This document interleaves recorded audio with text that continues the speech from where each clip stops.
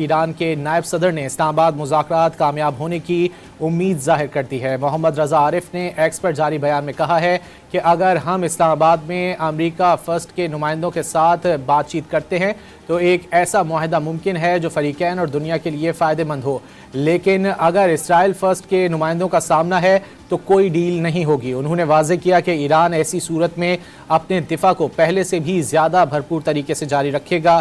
اس سے پہلے ایک اور ٹویٹ میں ایران کے نائب صدر محمد رضا عارف کا کہنا تھا کہ وہ اپنے بھائی محمد باقر کالیباف کی مذاکرات میں کامیابی کے لیے دعا گو ہیں۔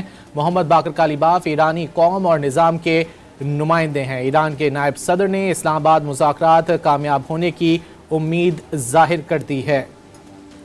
ایرانی نائب صدر اسلام آباد مذاکرات کی کامیابی کے لیے پر امید ہیں۔ ایران کے نائب صدر نے اسلام آباد مذاکرات کامیاب ہونے کی امید کا اظہار کر دیا ہے۔ محمد رضا عارف نے ایکس پر جاری بیان میں کہا ہے کہ اگر ہم اسلام آباد میں امریکہ فرسٹ کے نمائندوں کے ساتھ بات چیت کرتے ہیں تو ایک ایسا معاہدہ ممکن ہے جو فریقین اور دنیا کے لیے فائدہ مند ہو۔